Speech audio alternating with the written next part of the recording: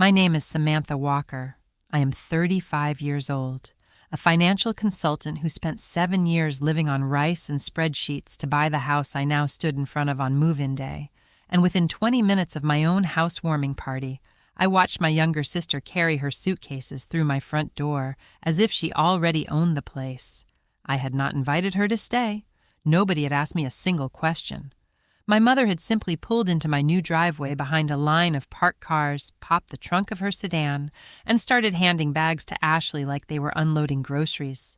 I stood on my own porch, champagne glass still in my hand, watching my sister climb my front steps with a duffel bag over her shoulder and a look on her face that wasn't gratitude. It was expectation. That was the moment I understood something had already been decided about my life, in a conversation I had never been part of. I did not grow up in a house that handed things to me. I grew up in a house that handed things to Ashley, 2 years younger, softer in every way our parents rewarded, quicker to cry, quicker to be forgiven. My father, Gerald, worked county maintenance for 31 years. My mother, Diane, cleaned houses 3 days a week in neighborhoods like the one I lived in now. We were never poor exactly, but money moved through our house the way water moves through a cracked pipe, always gone before you reached for it. I was 12 the first time I heard my mother tell a neighbor I was the responsible one, and Ashley was the sensitive one. It sounded like a compliment. It was actually an assignment, one I never applied for and could never quit. By 16, I was babysitting 3 nights a week, saving half of every check. At 18, I turned down a partial scholarship because the math still didn't work, and took night classes instead, working days at a call center for $9 an hour. Ashley started 3 different degree programs and finished none of them, each collapse explained away by an unfair professor, a wrong fit, her mental health. My parents co-signed every loan and never once asked her the question they'd been asking me since I was 14. What's your plan? I finished my degree at 28, working full-time the entire way through, and moved into a 1-bedroom apartment furnished from clearance racks. I also kept helping, because that was the deal nobody had ever written down, but everyone expected me to honor. I paid off my father's truck repair. I covered 2 months of my parents' mortgage the year my mother's hours got cut. I never said no when they asked directly. What changed around 30 was smaller than it sounds.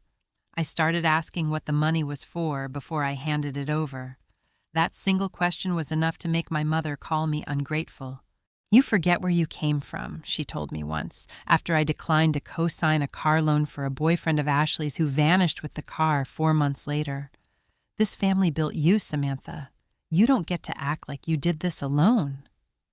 I didn't argue. I never argue in the moment, only 3 hours later in my car, rehearsing the sentence I should have said. But something in me started keeping score after that dinner, not of dollars, of language. Every time my effort quietly became the family's achievement and my limits quietly became my betrayal. I bought my house 11 months ago, a modest 3-bedroom colonial with a covered porch and a backyard big enough for the garden I had wanted since I was a kid watching other families have them. I put down 22% from savings I had built alone, qualified for the mortgage alone, signed every document alone, sitting across from a closing agent who had no idea what those keys represented to me. My brother Marcus was the only person in my family who understood what that house actually cost me, not in dollars, but in years. Marcus is 38, 3 years older than me, a police detective who had built his own career the same slow, unglamorous way I built mine, working nights, taking extra shifts, refusing every time our parents suggested he owed the family something beyond ordinary decency. He had moved 2 states away for the job a decade earlier, which our mother still described as him abandoning the family, though what he had actually done was simply stop absorbing blame. That was never his. Marcus flew in for my housewarming. He was the first person I called when I decided on the closing date, and the first person I told when I finally, after months of looking, found a house that felt like mine before I even walked through the door. "I'm proud of you, Sam," he told me the morning of the party, standing in my new kitchen with a mug of coffee, looking around at cabinets I had picked out myself. "You did this the hard way. Nobody handed you a shortcut.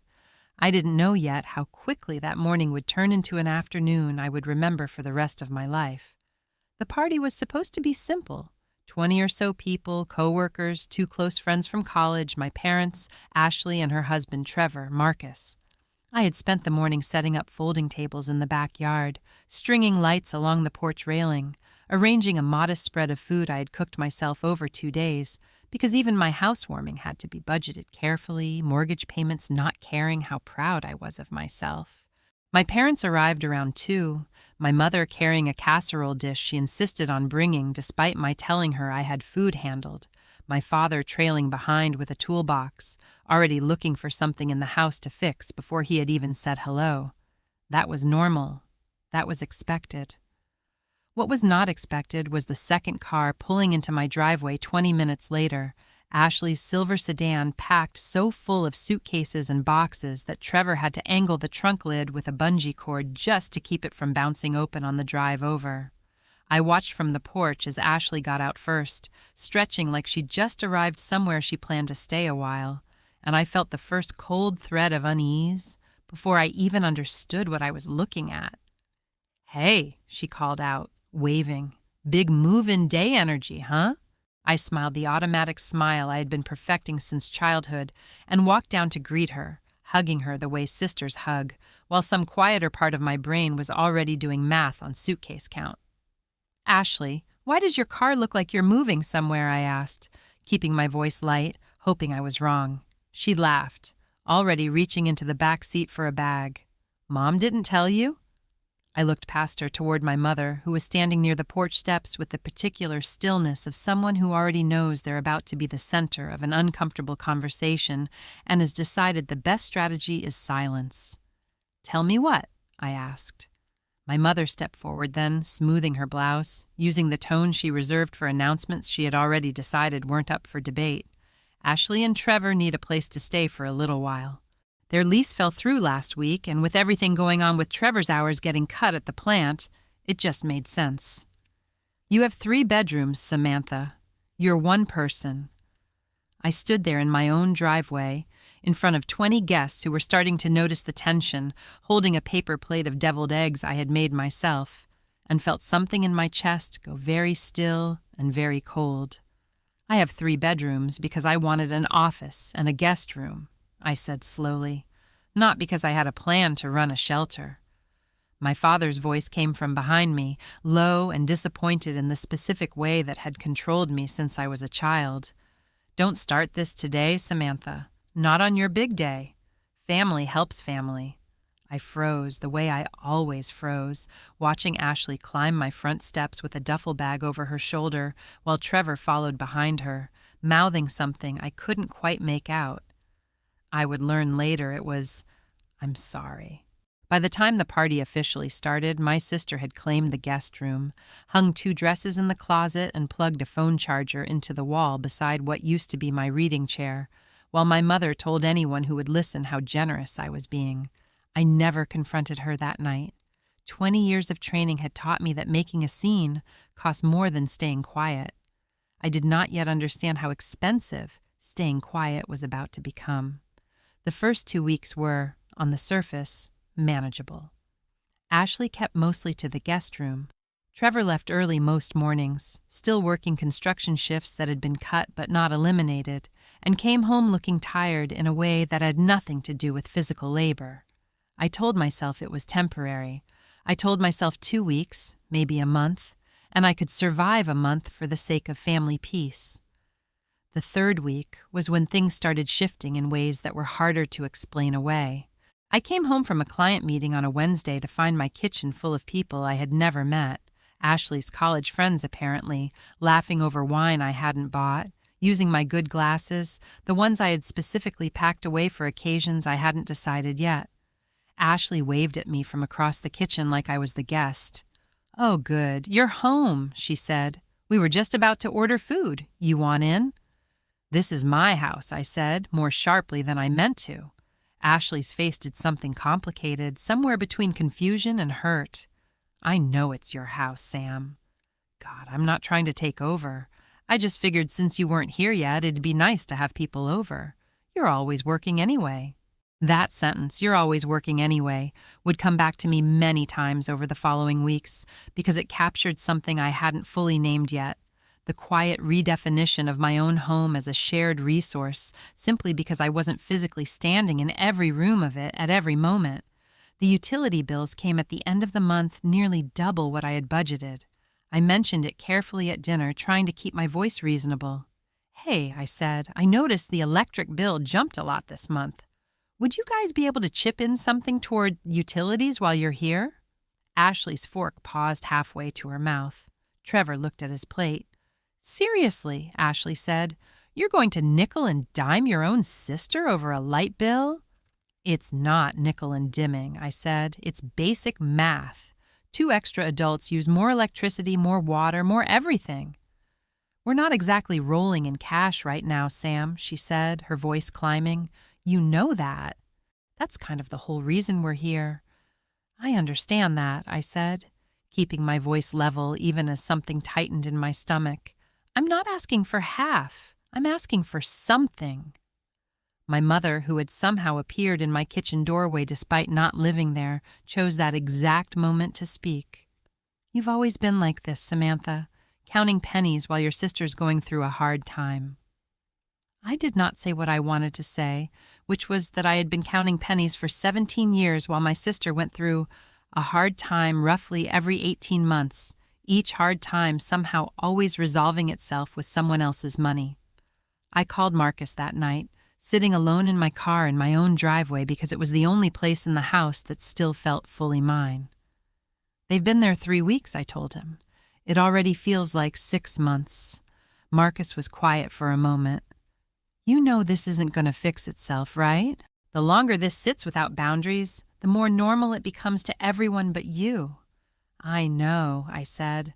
"I just don't know how to fix it without becoming the villain of the family group chat."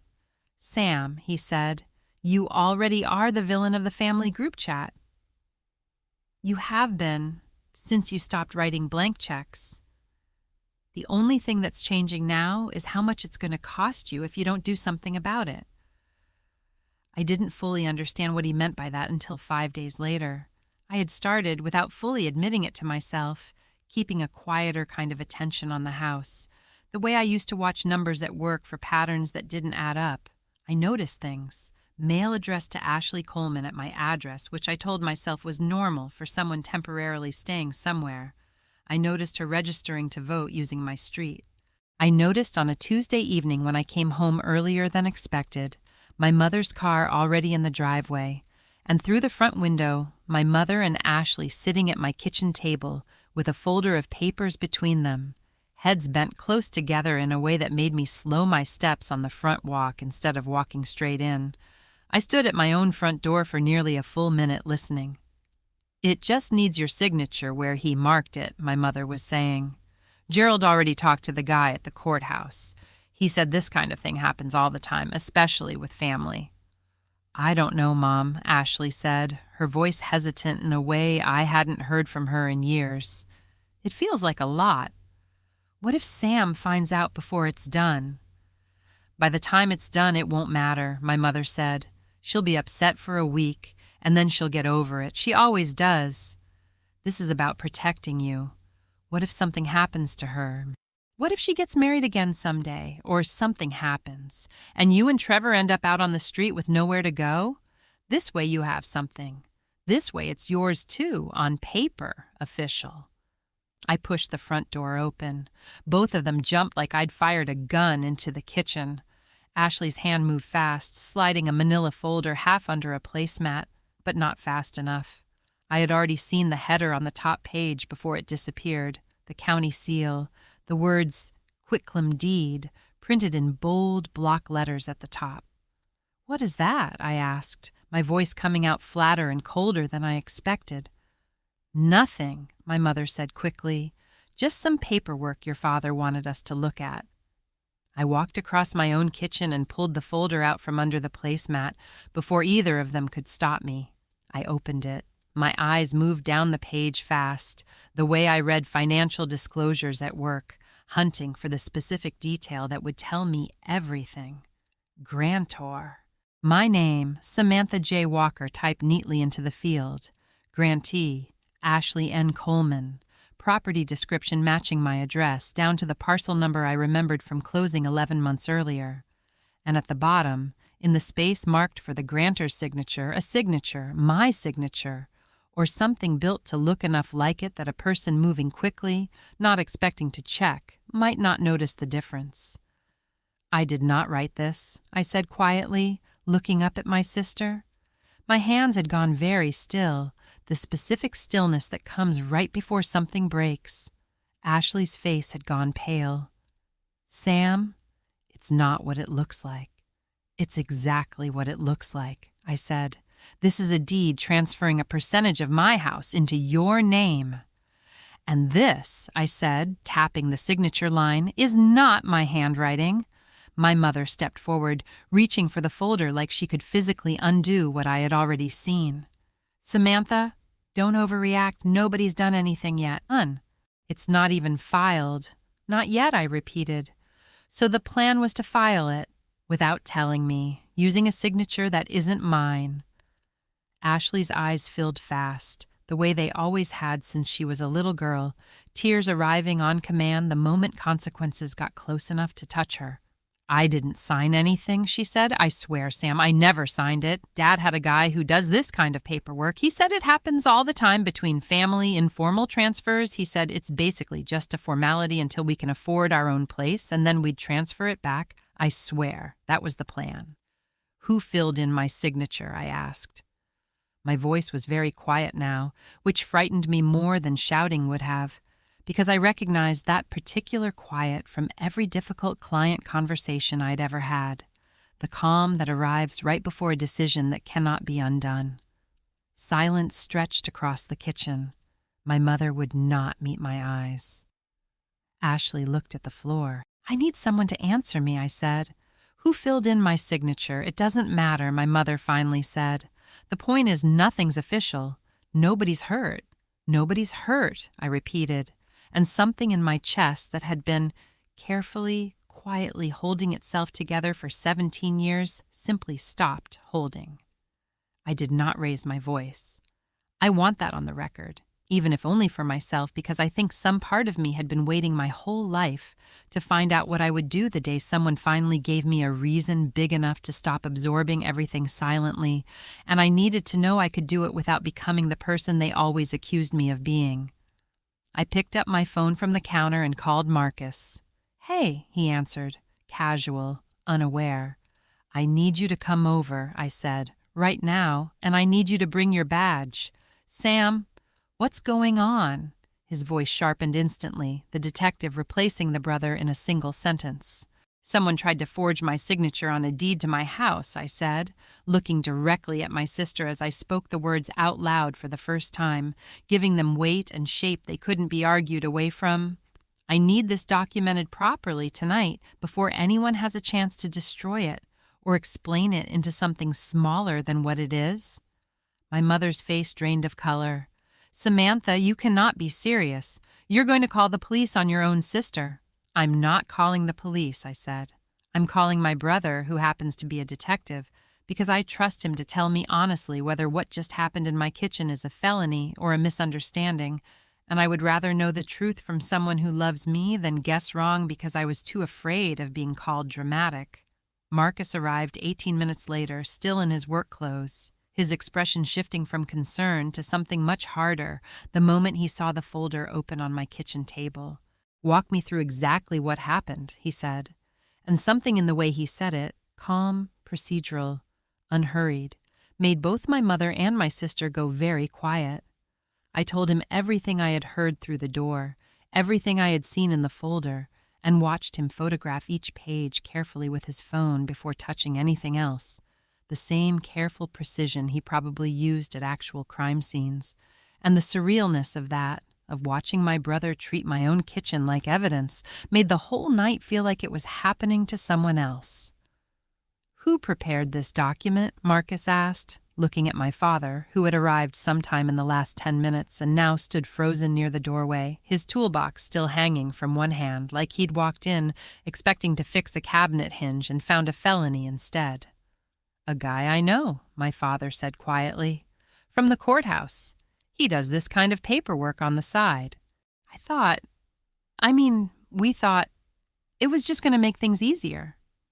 Easier for who? Marcus asked. Nobody answered.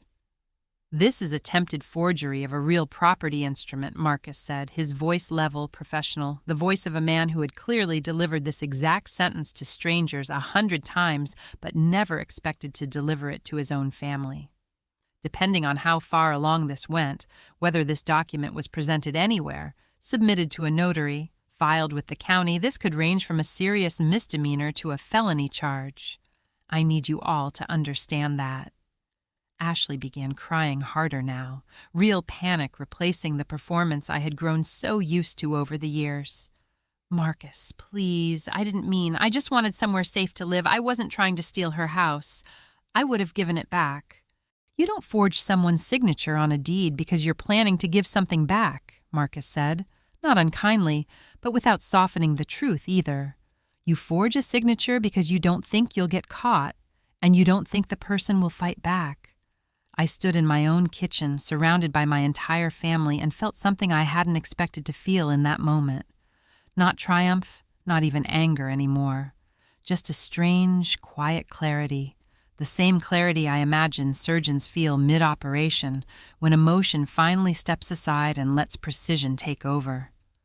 "I want them out of my house tonight," I said. "All of their things. Tonight." My mother's voice cracked. "Samantha, please think about what you're doing to this family." I looked at her for a long moment. "I am thinking about this family," I said. "I'm thinking about the fact that I was the one who paid for Dad's truck and covered your mortgage and never once asked for anything back. And the moment I finally build something entirely my own, this family's first instinct was to take a piece of it without asking. And when I noticed, your solution was to forge my name so I couldn't say no." Nobody in the kitchen had an answer for that. Trevor, who had been standing silently near the hallway this entire time, finally spoke, his voice quiet but steady. "I told her this was wrong," he said, looking at Ashley, not at me. 3 weeks ago, when your dad first brought up the paperwork idea, I told her it was wrong. I told both of you it was wrong. Nobody listened to me because I'm not blood, I guess." Ashley turned to him, betrayal flashing across her face like he was the one who had done something to her. "You knew about this?" "I knew your dad wanted to add your name to something," Trevor said. "I didn't know he was going to fake a signature to do it. I want that difference on the record, too." Marcus looked between all of us, then back at me. "Sam," he said, "this is your call. I can document this tonight, take statements, make sure the evidence is preserved properly. Whether you want to press charges is a separate decision, and it's entirely yours. I'm not going to make it for you, and neither is anyone else in this room." I looked at Ashley, crying at my kitchen table, at my mother still trying to minimize what had happened, at my father, silent and small near the doorway, holding a toolbox for a house he had just tried to help steal a piece of. And I thought about 17 years of being told I was ungrateful for wanting basic honesty from the people who claimed to love me most. "I want everything documented," I said finally. "I want a formal statement in the file, but I'm not filing criminal charges tonight. I want them out of my house, and I want my family to understand, clearly, permanently, that this is where the line is. Not because I'm being generous, because I'm choosing exactly how much mercy I want to extend, on my own terms, for the first time in my life." Marcus nodded slowly. "That's your right," he said. "And for what it's worth, I think it's the right call. But Sam," he added, quieter now, brother instead of detective again, "if this ever happens again, with this deed or anything else, I want you to call me before you decide anything, not after. I promise," I said. It took 40 minutes for Ashley and Trevor to load everything back into the same car they had arrived in 3 weeks earlier.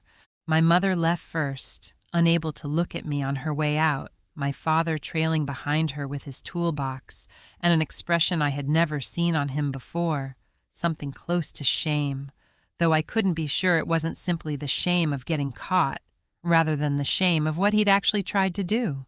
Trevor was the last one out.